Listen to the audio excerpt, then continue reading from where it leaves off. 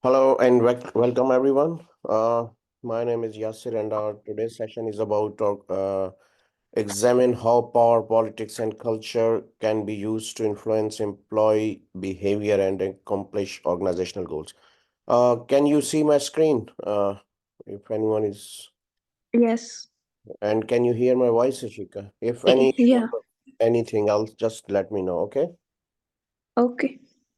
Yeah, so today's lecture is about investigate how power politics sorry politics and culture may influence the conduct of employees and achieve organizational aims.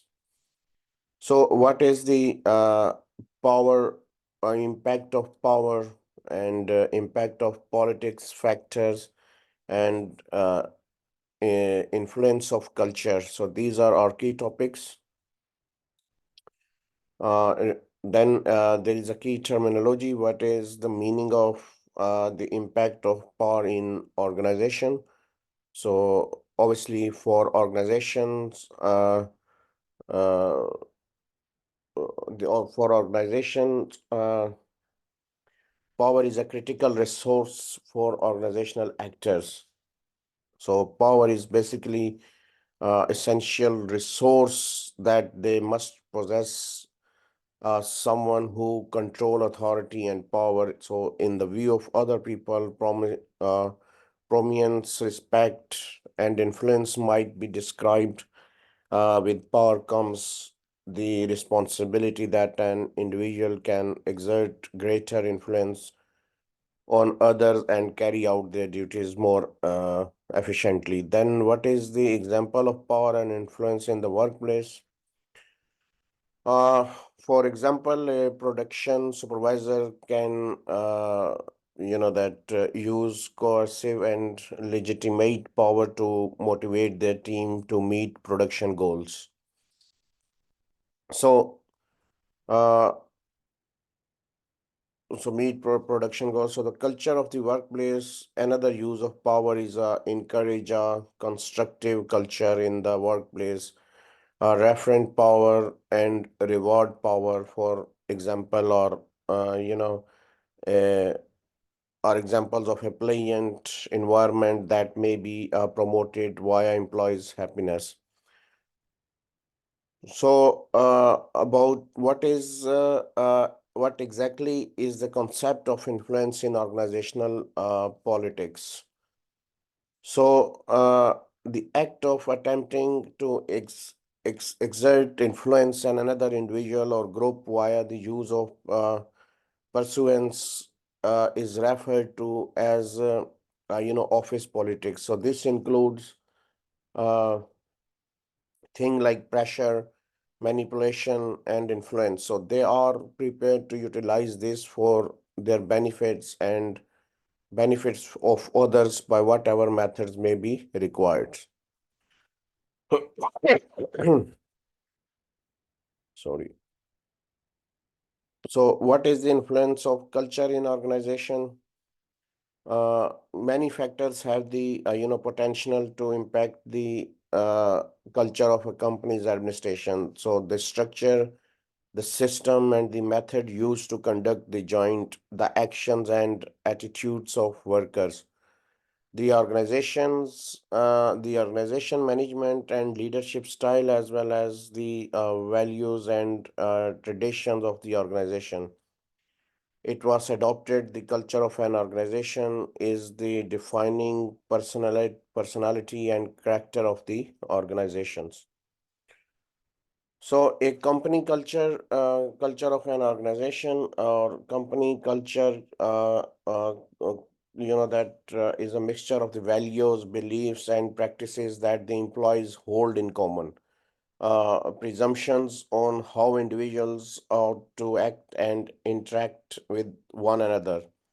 How both choices and how work tasks should be carried out, should be executed. Some of the most important aspects of an organization's culture, art, or its history and environment. So, in addition to the individuals in charge of it and working for it. So here, what do this mean? Hofstede's culture dimensions theory. So here is the video. If you wanna, I think so. If you want to watch, then you can search for on YouTube Hofstede's culture dimension theory. But we can explain further down. So Hofstede's six dimensions culture. Sorry. So Hofstede's six aspect of culture between 1967 and 73. Hofstede conducted his first research project. His evaluation, including 117,000 workers from 50 different countries, distributed throughout three areas. The preliminary research discovered several cultural factors such as power, distance, individualist versus and collectivism, avoiding ambiguity, and femininity against masculinity. After that, other research was carried out with the assistance of a piece of software and that Chinese sociologist designed. So the short term versus long term perspective in the sixth dimension that is being discussed. So Hofstede, a model of later on, was repeated in research conducted in 93 different nations. So six dimensions, often referred to as indulgence versus restraint, so was discovered when takes as a whole, these dimensions comprise Hofstede model. So the similarities between these dimensions lay in the fact that they may be used globally and are observable in every fact of life, including but not limited to career, children's growth, family, and educations. So the variance in human relationship, preference, and behavior may be uh, better understood with their knowledge, experience, differences, and values that people of different cultures share. So these dimensions relevant today as multinational organizations strive to be more competitive in the business market and effective worldwide. So here is cultural dimensions again, repeating three uh, cultural dimensions. Uh, then the power index, distance power. So here we'll explain in detail. Power distance index, power of distance. Everyone is community has a unique level of power, with power being the degree of which they can exert influence in which a single person can affect the actions and thoughts of their individuals. So the power gap index size examine how individuals with less power anticipate and accept uneven power imbalances. So the distribution of a society with the high PDI rating in this a sign of its agrees with hierarchical power structures such as inequality distribution, uh, as well as its position within a system. Complexity is a defining characteristics of a high PDI. More respect, authority, salary levels, and centralized leadership should be needed. So when working for a company with a high PDI or power distance index, individuals are willing to acknowledge the employees, even bosses are above them in authority. So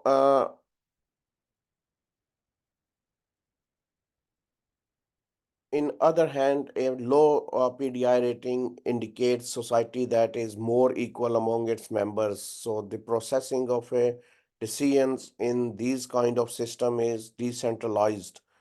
So those with more power politics are more inclined to socialite feedback juniors because they are almost on par with one another. So there is a tendency for the organizational system in these nations to remain level and emphasizes the distribution of powers. Any question?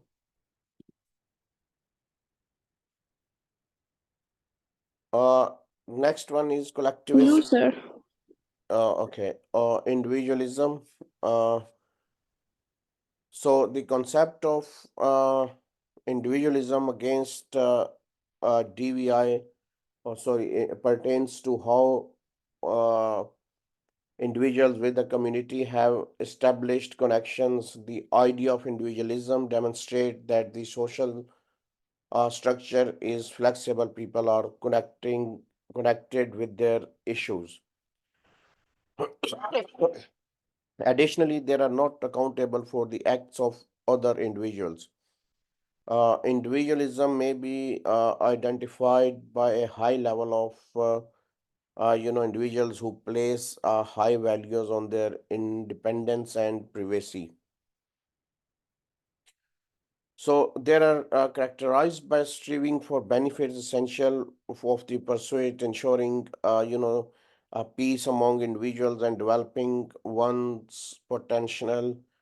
So a collectivist considers the achievement of a collective to be more important than one's success. So personal progress and contentment with one's life. If we take, you know, uh, in Indonesia as an example here, so as we can see that how it has a low IDV score of 14, which indicates that it is collectivist society.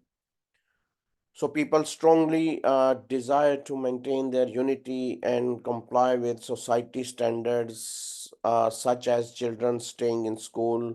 Parents are dedicated to their children. Children are committed to their parents' children care. So the care their parents provided for them when they were little, just as they did for their children when they were young. Sorry. So uncertainty avoidance index, or UAI, is a measure that determines the degree of which people tend to feel uneasy when something to uh, s- pe- uneasy when something is unknown. So the primary focus is on how individuals deal with the unknowable. Members of a culture with a high UAI score tend to perceive that they do not have ownership over their lives. It is more that they submit to destiny. So rather than continue attempting to get a different result, a culture like this has a great deal of the structure of society is stiff and its rules are rigid.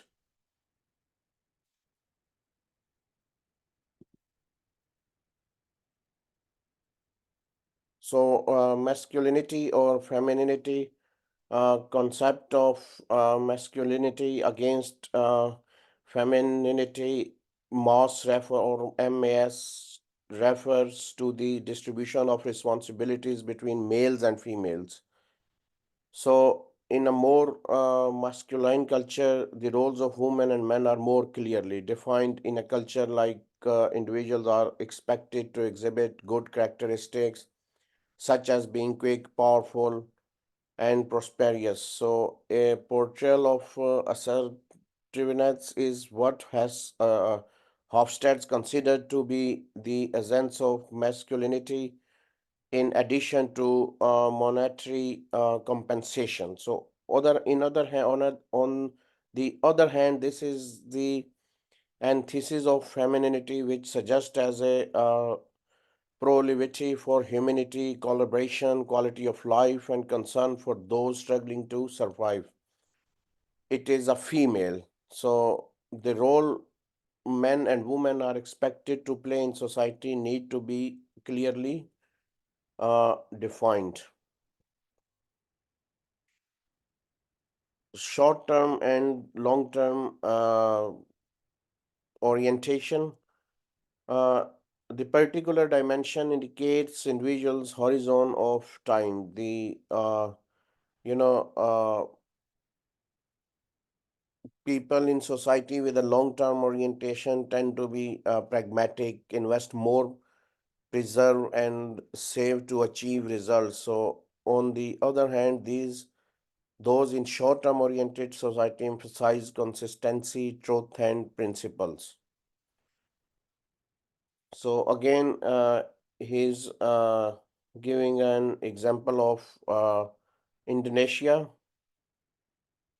Has a high score 62, which indicate that is a good quality in a realistic culture. People often place high importance, uh, on uh, uh, uh, and endurance, saving, investing, and accomplish certain goals. So on the other hand, United uh, focus on the short term in shows by state people place a high value on speed because of outcomes and are focused on the near term.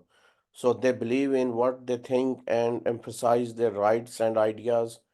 Profit and losses are examples of issues reported every quarter, causing individuals to want achieve rapid outcomes in their work. Restraint versus indulgence. So the model was supplemented with this dimension at a later time. It explained the predisposition to fulfill one's wishes and an assessment of how individuals can take command of their urges and wants. uh, Demonstration that a community, on the other hand, self-control demonstrates that a community primarily discourages the pursuit of free satisfaction via the norms of society. Is giving an example of Russia in this dimension is high, indicating a restricted culture. In light of these concerns, such as leisure time are often restricted or limited.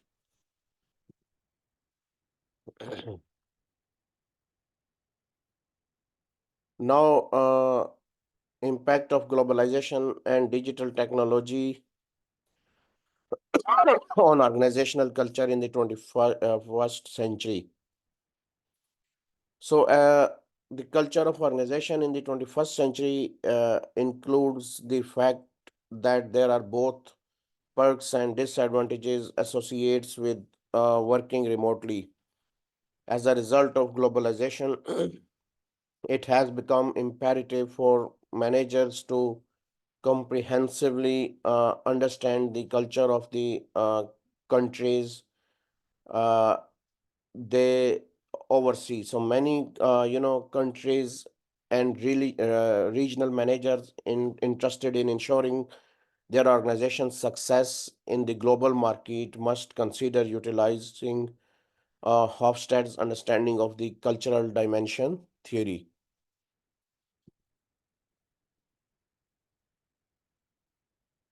So, third one is uncertainty avoidance.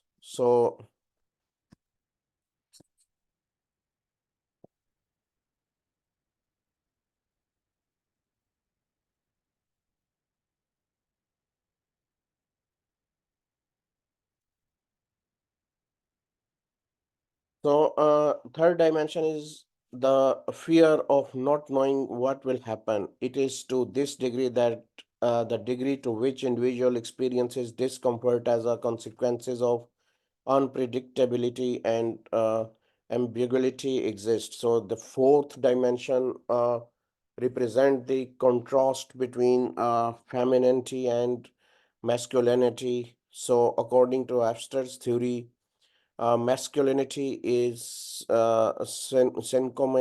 synchronous with accomplished aggressiveness and material accumulation.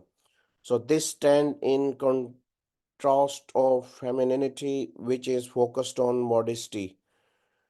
Uh, the fifth component pertains to the decision between short and long-term orientation. Uh, in the sixth dimension, indulgence and restraint, the contrasting concepts. As a result, this is what individuals often do to manage their, urges or to fill their desires.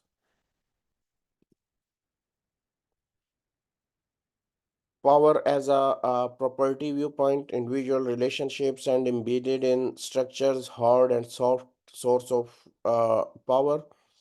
Power is multifaceted concept that can be viewed from different perspectives.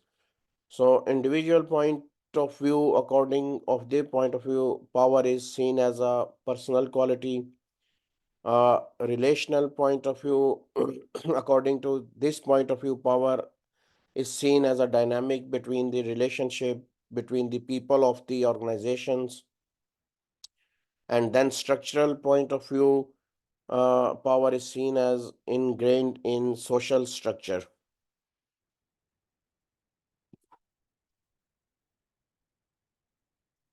So a hard source of power uh, refer to resources that may be physically touched or incentives that may be utilized to exert influence over other people. So this category of point power includes, for example, the use of physical force, financial resources, or legal power. Then soft source of powers, what incentives may be utilized to exert influence over other people, including in this category of power are personal ties, skills, or knowledge are all examples. So more frequently than not, it is connected to power politics that need to be formalized.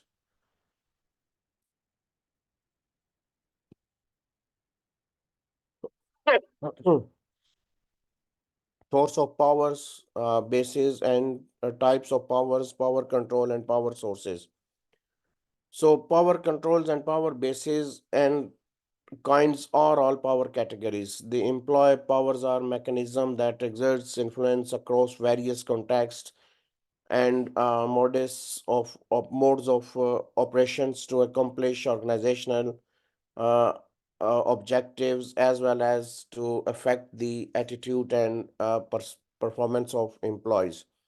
So base of powers, formal authority, expertise, coercion, reward, and refernet. So uh, the power obtained from the capacity to give favorable result or incentives such as promotion is referred to as organization or other benefits. Power acquired from personal attributes to appreciated or respected by other is referred to as a referent power. Individuals such as trustworthiness or traits. Next uh, type type of power refers to the way is which power is exercised. So they include legitimate power, reward power, coercive power, expert power, referent power. So legitimate power based on formal position or authority granted by organization. This is called, that's why it's called legitimate. Reward power again on the ability to provide positive outcomes or reward. Then power based on the ability to punish or control other through the use of threats or forces. Then power based on knowledge or expertise in particular area. And finally, power based on personal characteristics or traits that are admired or respected by others. Check and balance. system designed and ensure that power is distributed and exercised fairly. Then a code of conduct, formal rules and guidelines that define acceptable behavior and limit the use of powers. And accountability mechanism are the process and procedures that ensures people are held accountable for their conduct and decisions. Financial resources, ability capability to control financial resources such as either assets or finance, access to knowledge or expertise that is important or helpful information is referred as a informations. Then technology, access to technology or specialized equipment of great value is another definition of technology or benefit. Then social network, the ability to access a network of individuals who can provide assistance, opportunity, resources, or both. Any question, Ishika? No, sir. Okay. You're not getting bored? No, no. Okay. Okay. So sorry, I'm not bit well, so that's why uh, It's okay, no worries. this weather is quite bad over here. So Yeah. so the politics of an organization are results of structure divides, so which are distinct interest as well as the circumstances in which laws and regulations are interpreted with a new course of action. So organizational politics refers to the process by which people or group engaged in in politics. So when it comes to the accomplishing their objectives, organization often resort to using the power and influence of their people. Uh, Structural divisions, when there are divide in an organization, it may lead to that politics, goals, priorities, and interests. So, for example, the sale department may be focused on generating revenues, while the operation department may be focused on efficiency and cost saving.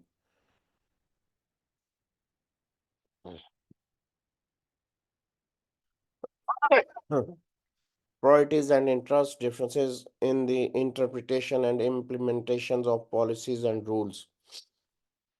Uh, Organizational politics may also occur when there are, divergent agendas and interests among employees in situation when various persons or groups inside the organizations have very different agendas as well interests. For example, management could put the interest of their employees ahead of their own, the interests of one department above those of the organization as a whole.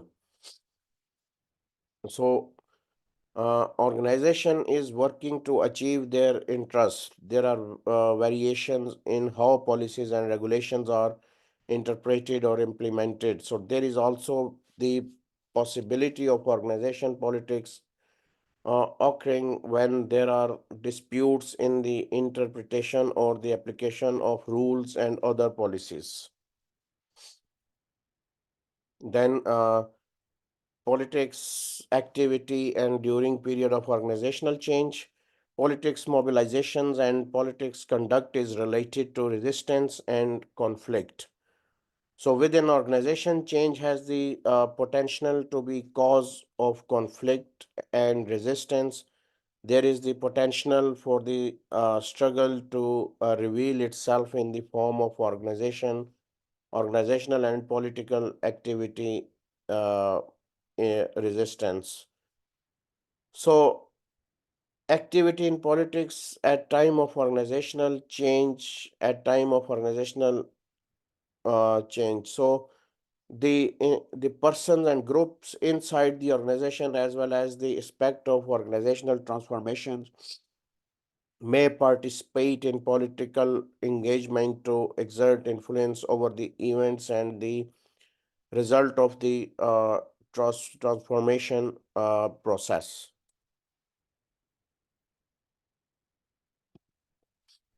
Then, political behavior associated with the conflict and resistance and power dynamics and political activity. So, conduct in politics that is connected with the conflict and resistance. Politics conduct disagreement and resistance inside the organizations or other possible associated with phenomenon. So, for example, workers who are reluctant to change may engage in actions that are not acceptable, such as spreading rumors or gossips. So, inside the organizational power dynamics and politics activity, power dynamics inside the organization during transition may also play a part in the politics activity. People in general or group that perceive that they are at disadvantages maybe participate in political activities. Then, organizational culture and nature of business. Several aspects may affect an organizational culture, including the nature of the business, the firm's aim, employees' behavior, and diversity. So, then nature of a business. The nature of the business can influence organizational culture. For example, organization is highly regulated industries such as healthcare or finance may have a more formal and hierarchical culture due to the need of comply with regulatory requirements.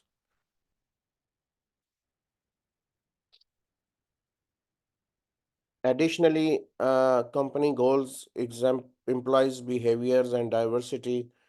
Companies' aims can affect the organizational's culture. For example, if a company sets a high value on providing, you know, excellent customer service, the culture of the company may emphasize the significance of providing excellent customer services and, being responsive to customer needs. So, employee actions may be influence organizational culture, which bring us to the third point. For instance, culture may emphasizes collaboration and mutual support if workers demonstrate high level of respect, cooperation, and teamwork.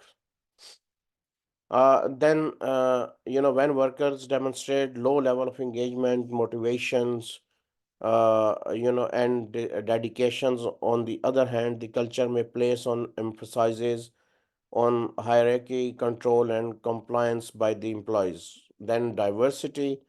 When we talk about diversity has the potential to impact the culture of an organization.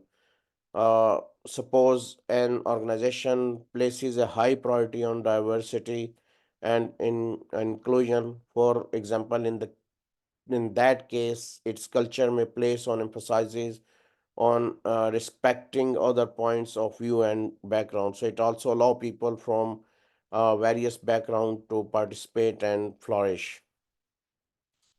Any question, Ishika? No, sir. Okay.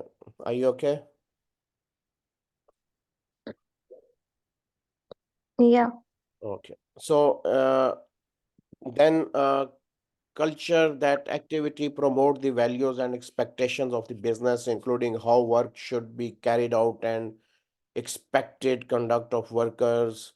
Organizational cultures play a significant role in promoting organizational ideas and expectations for how work should be carried out as well as the behavior demand of workers. Shared values that are held in common. So, organizational culture encourages belief that are held in common by its members, which in turns direct employees' conduct and decisions making. Uh, in addition to providing workers with a feeling of purpose and meanings, these values define what is significant to the organizations and what it stands for. Expectations about behavior expectations, role modeling, and recruitment and selections. So, organizational culture encouraging the development of behavior expectations that defined how work should be carried out and how workers should interact with another, uh, one another, and other stakeholders outside the company or within the company. Role modeling and organizations culture encourage role modeling when leaders and workers demonstrate the ideas and actions that are significant to the organizations. Then selections, recruitment, culture of organizations encourage techniques for selections and recruiting that are in line with the cultural values and behavior expectations of the organizations.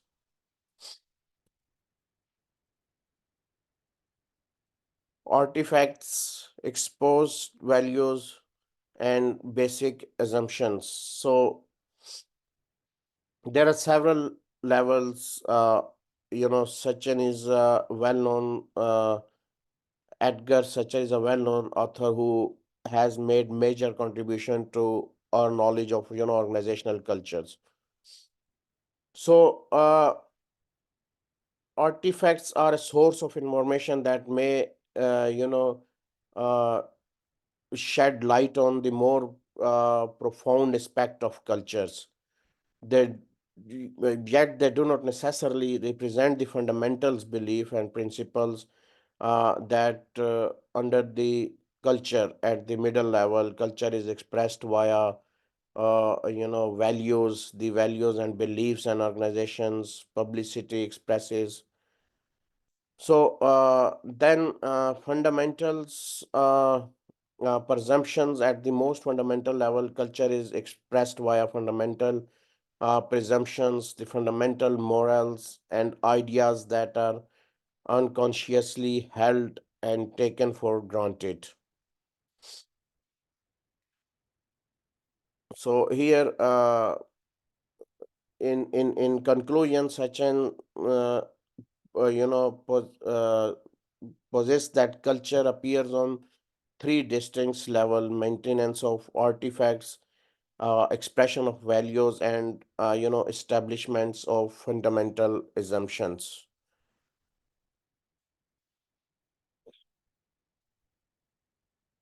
What are the main type of organizational culture and what aspects should be considered while establishing high performance organizational culture? So there are several varieties of organizational culture, each with its unique collections of values and peculiarities. Organizations can recognize their existing culture and devise strategies for developing a high performance culture, provided they thoroughly understand the many kind of cultures existing. So some are the adhocracy culture, clean culture, market culture, and hierarchy culture. So this culture is characterized by family like atmosphere, where employees feel like they are part of a close knit community. uh, Adhocracy culture is characterized by creativity, innovation, and risk taking. Then market value is characterized by a competitive atmosphere where the focus is on result and achieving goals. A hierarchy is characterized by a formal and structured atmosphere which is focused on rules, procedures, and hierarchy. Communication is formal and vertical, and there is a focus on stability and predictability. When seeking to develop a high performance organizational culture, there are several factors considered. When attempting to cultivate a culture inside an organization that is conducive to good performance, there are several things to take into considerations. Vision of values, leadership, communication, employee development, recognition, and reward. So, in short, or in summary, understanding the different type of organizational culture and factors that contribute to a high performance culture can help organizations to develop strategies for creating a culture that support their goals and values. So basically, organizational may benefit from developing strategies for building a culture that support their aims and values, providing they are thoroughly aware of the many kinds of organizational culture and the variable contributing to a high performance culture. So then, cross-cultural differences and the need of awareness of cultural differences when developing organizational strategy and policy. Again, cross-cultural distinctions across different cultures may significantly influence organizational strategy and policies. Uh, some instance of how variations in cultural may affect the strategy and policies of an organization, uh, or language abstracts, concept of leadership, variation in communication styles and different standards of directness and hierarchy are example of how cross, cultural differences affect organizational communications. Then a concept of leadership, variation in leadership style and expectations may be influenced by variation in cultures. When it comes to leadership style, for instance, certain societies place a higher importance on hierarchical leadership in contrast of, in contrast. So other favor leadership style that are more participatory and collective, developing leadership styles that are successful in variety of cultural setting in something that organization need to be where and work to uh, achieve. Then employee engagement policies and procedures, and in order to effectively navigate cross-cultural differences, uh, cross-culture can impact employee engagement and motivations. Then policies, cross-cultural differences can impact policies and procedures such as norms around punctuality, dress codes, and work-life balance. And then in order to effectively navigate cross-culture differences, uh, organizational must prioritize awareness and education around cultural differences. So basically, organization can successfully handle cultural variations and design effective policies and strategies in various cultural setting in the cultivate and mentality that uh, mentality that uh, possess on cultural awareness, and that focuses on cultural awareness and cultural differences. Then network theories, node and connections, interdependence, network structures. Network theory views organization as a collection of nodes, individuals, or group that are connected by various types of relationships. Then interdependence theory, network theory emphasizes the interdependence of nodes and the importance of relationship in shaping organizational outcomes. Uh, network structure, the network structure is the primary emphasis of network theory.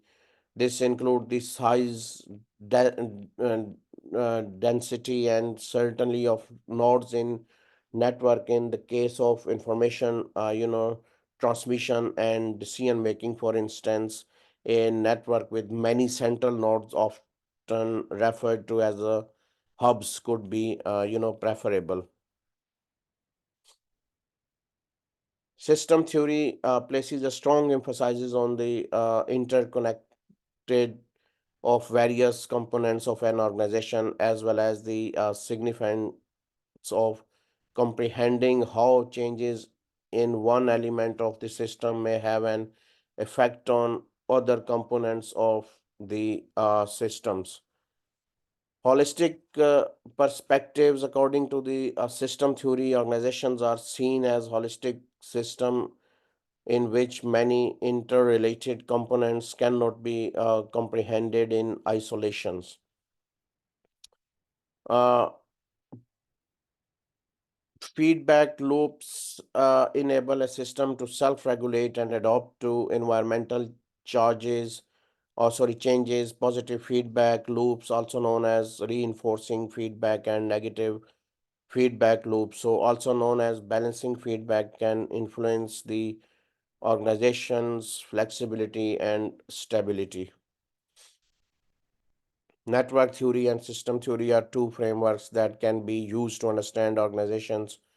So, in summary, network theory and system theory provide different lenses through which to understand uh, organizations and the significance of feedback loops. While network theory places, basically, these theories provide distinct perspectives that can be utilized to understand organizations better comparatively. Systems theory places a greater emphasis on the interdependence of various components within organizations and the significance of feedback loops. While if we talk about network theory places a greater focus on the importance of links and the structure of networks. Both frameworks may be quite beneficial when it comes to comprehending the functioning of organizations and seeing the potential of improvement. That's it. Here some references, and if you uh, and some books, if you wanna look at, you can visit your learning management system. That's it for today. Next Saturday to 1 o'clock is our last lecture about assignment. So I will encourage you to attend that final lectures. So that's it for today. Any question, Ishika? Anything? No, sir. Okay. It's okay. Okay. So thank you very much for joining me, Ishika, today. So you can start your assignment now. So Oh, still we will discuss our assignment next Saturday, 1 o'clock. So if meanwhile any questions or any concerns issue, you can drop me an email at yasir@ukversity.co.uk. Okay. So thank you very much for today, oh, and have a good evening. And okay. okay, bye, Shika. Thank you very much.